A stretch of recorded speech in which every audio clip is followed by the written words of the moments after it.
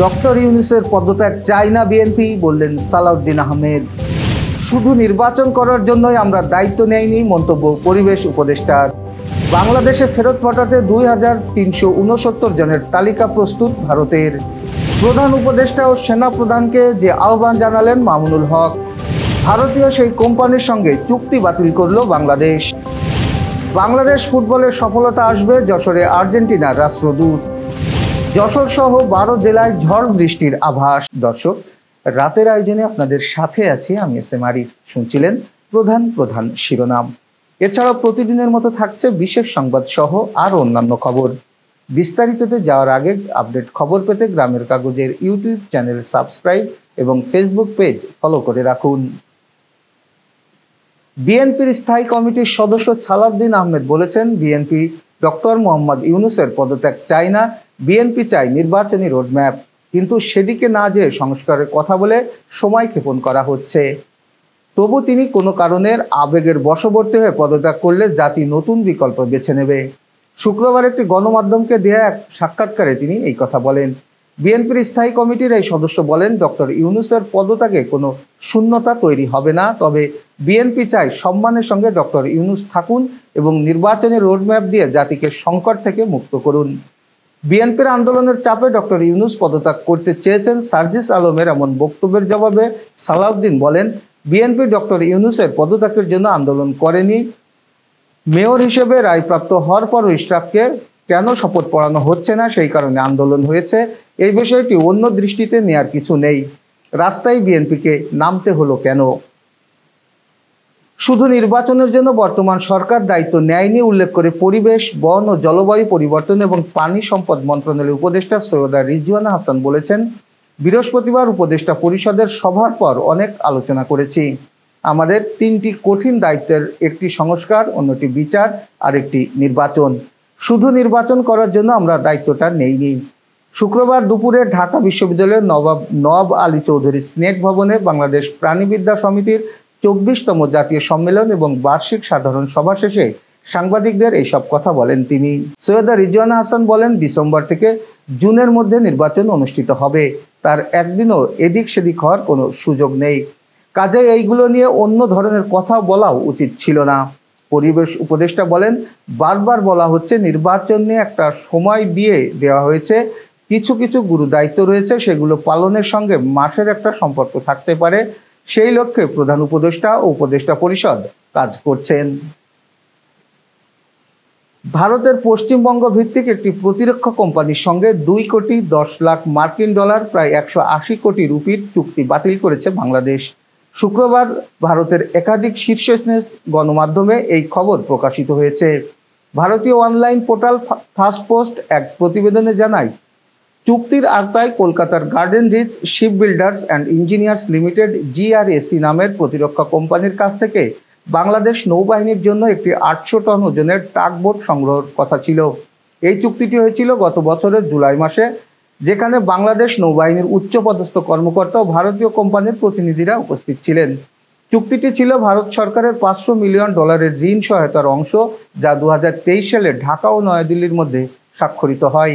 এই টাগবোট কেনার উদ্যোগটিকে সেই ঋণ চুক্তির প্রথম বড় প্রকল্প হিসেবে ধরা হচ্ছিল। তবে হঠাৎ করে বাংলাদেশ সরকার এই ক্রয়াদেশ বাতিলের সিদ্ধান্ত নেয়।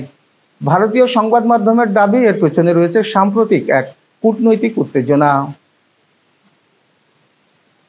মান অভিমান ভুলে প্রধান উপদেষ্টা ও সেনা প্রধানকে দায়িত্ব পালন করার আহ্বান জানিয়েছেন হেফাজতে ইসলাম বাংলাদেশের যুগ্ম মহাসচিব মাওলানা মামুনুল হক। শুক্রবার জুমার নামাজ শেষে বায়তুল মোকাররম উত্তর গেটে হেফাজতে ইসলাম বাংলাদেশ ঢাকা মহানগর শাখার বিক্ষোভ মিছিল পূর্ব সমাবেশে সভাপতির বক্তব্যে তিনি এই আহ্বান জানান। মামুনুল হক বলেন, শহীদের রক্তের দাগ এখনো শুকায়নি। এর মধ্যে ফ্যাসিস্টরা নানা রকম চক্রান্ত চালিয়ে যাচ্ছে। তাই জুলাইয়ের চেতনা শানিত করে সব অংশীজনকে ঐক্যবদ্ধ হতে হবে। নারী বিষয়ক সংস্কার কমিশন বাতিল, শাপলা জুলাই গণহত্যার বিচার, হেফাজত নেতাকর্মীদের সব মিথ্যা মামলা প্রত্যাহার এবং ফিলিস্তিন ও ভারতে মুসলিম গণহত্যা বন্ধের দাবিতে বিক্ষোভ কর্মসূচি অনুষ্ঠিত হয়। হেফাজত নেতা মামুনুল হক বলেন, সংবিধান ও রাজনৈতিক সংস্কার করে যৌক্তিক সময়ে নির্বাচনের রোডম্যাপ ঘোষণা করতে হবে। তার আগে খুনি হাসিনা ও তার দোসরদের বিচার দৃশ্যমান করা প্রয়োজন। সব রাজনৈতিক দলের সঙ্গে বসে নির্বাচন ব্যবস্থা সংস্কার করতে হবে। এবার যশোর সহ আঞ্চলিক সংবাদ। যশোরের শামসুল হুদা ফুটবল একাডেমির ভাষা সৈনিক মুসা ভবনের উদ্বোধন করলেন বাংলাদেশে নিযুক্ত আর্জেন্টিনার রাষ্ট্রদূত মিস্টার মার্সেলো কার্লোস সিসা। শুক্রবার দুপুরে যশোর সদরের হামিদপুরে অবস্থিত একাডেমিতে আয়োজিত এক অনুষ্ঠানে প্রধান অতিথি হিসেবে উপস্থিত থেকে তিনি ভবনটির উদ্বোধন করেন। উদ্বোধনের পর রাষ্ট্রদূত মিস্টার মার্সেলো কার্লোস সিসা সাংবাদিকদের বলেন, বাংলাদেশে ব্যাপক উৎসাহ উদ্দীপনা নিয়ে ফুটবল খেলা হয়। এখানে ধনী গরিব ছোট বড় সব স্তরের মানুষ এই ফুটবল খেলা দেখতে মাঠে আসে। ফুটবল খেলার আনন্দ সবাই ভাগাভাগি করে নেয়। আমরা দৃঢ় বিশ্বাস বাংলাদেশ ফুটবলের সফলতা আসবেই। Hello to everybody. So I am impressed about I have seen. So I want to congratulate the Bangladesh Football Federation by organizing this.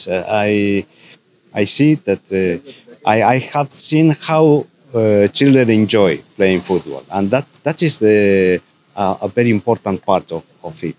আজ বিশ্ব মৌমাছি দিবস উপলক্ষে শুক্রবার শহরের কালেক্টরেট চত্বর থেকে Bangladesh Beekeepers Association Jessore জেলার শাখার মৌচাষীদের উদ্যোগে র্যালি বের হয়। আজ শুক্রবার যশোর কালেক্টরেট সভাকক্ষে জেলা প্রশাসনের উদ্যোগে ধূমপান ও তামাকজাত দ্রব্য ব্যবহার নিয়ন্ত্রণ কার্যক্রম বিষয়ক কর্মশালা অনুষ্ঠিত হয়েছে। এতে প্রধান অতিথির বক্তৃতা করেন স্বাস্থ্য ও পরিবার কল্যাণ মন্ত্রণালয়ের স্বাস্থ্য সেবা বিভাগের অতিরিক্ত সচিব মিস মনোয়ারা ইশরাত। সিগারেট খাওয়া, সে কোথা থেকে শুনছে সিগারেট খেয়ে যদি আম পাতা বা পেয়ারা পাতা ব্যথা নিয়ে আমাকে নিয়ে গেলাম স্কোয়ার এমার্জেন্সি।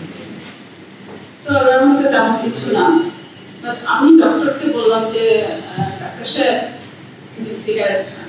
এবার আন্তর্জাতিক সংবাদ। ভারতের পররাষ্ট্র মন্ত্রণালয়ের মুখপাত্র রণধীর জয়সওয়াল জানিয়েছেন তার দেশে 2369 বাংলাদেশিকে ফেরত পাঠাতে প্রস্তুত। বৃহস্পতিবার পররাষ্ট্র মন্ত্রণালয়ের সাপ্তাহিক ব্রিফিং এক প্রশ্নের জবাবে এই তথ্য জানান তিনি। বৃহস্পতিবার সাপ্তাহিক ব্রিফিংয়ে জয়সওয়াল বলেন, ভারত বাংলাদেশকে অনুরোধ করেছে যেন ভারতে থাকা অবৈধ বাংলাদেশিদের চিহ্নিত করে দ্রুত ফেরত নেওয়ার ব্যবস্থা করা হয়। তিনি বলেন, যারা ভারতে অবৈধভাবে অবস্থান করছেন তারা বাংলাদেশি হোক বা অন্য কোনো দেশের, তাদের বিরুদ্ধে আইনি প্রক্রিয়ার মাধ্যমে ব্যবস্থা নেওয়া হবে। এবার আবহাওয়া সংবাদ। আবহাওয়া অধিদপ্তর দেশের 12 জেলার উপর দিয়ে ঝড়ের সঙ্গে বৃষ্টির আভাস দিয়েছে। শুক্রবার বাংলাদেশ আবহাওয়া অধিদপ্তরের ফেসবুক পেজে এই তথ্য জানানো হয়। পোস্টে বলা হয়েছে, শেরপুর, ময়মনসিংহ, নেত্রকোনা, পাবনা, নাটোর, টাঙ্গাইল, গাজীপুর, কুষ্টিয়া, যশোর, গোপালগঞ্জ, মেহেরপুর ও চুয়াডাঙ্গা জেলার কিছু স্থানে রাতের মধ্যে 45 থেকে 60 কিলোমিটার বা তার অধিক বেগে ঝোড়ো হাওয়া সহ বৃষ্টি অথবা বজ্রবৃষ্টি অথবা বজ্রপাত হতে পারে। এদিকে আবহাওয়া অধিদপ্তর এক বিজ্ঞপ্তিতে জানায়, লঘুচাপের বর্ধিতাংশ পশ্চিমবঙ্গ থেকে বাংলাদেশের দক্ষিণ পশ্চিম অঞ্চল হয়ে উত্তর বঙ্গোপসাগর পর্যন্ত বিস্তৃত হয়েছে।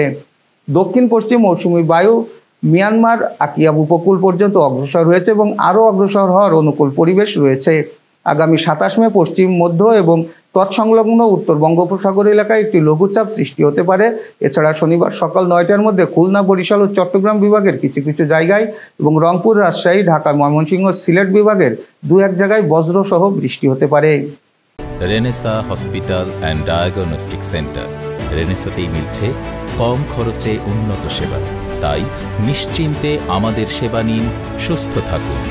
Renaissance hospital and diagnostic centre, সদর হাসপাতাল মোড়, দরাটানা, যশোর। দর্শক, শেষ করবে একটি বিশেষ সংবাদ দিয়ে। ঝালকাঠির নলসিটিতে 40 লাখ টাকা ব্যয় নির্মিত সেতুর দুই পাশের সংযোগ সড়ক অ্যাপ্রোচ না থাকায় সেতুতে উঠতে হচ্ছে বাঁশের মই দিয়ে। এতে দুর্ভোগ পোহাচ্ছেন 2 ইউনিয়নের কয়েক হাজার মানুষ।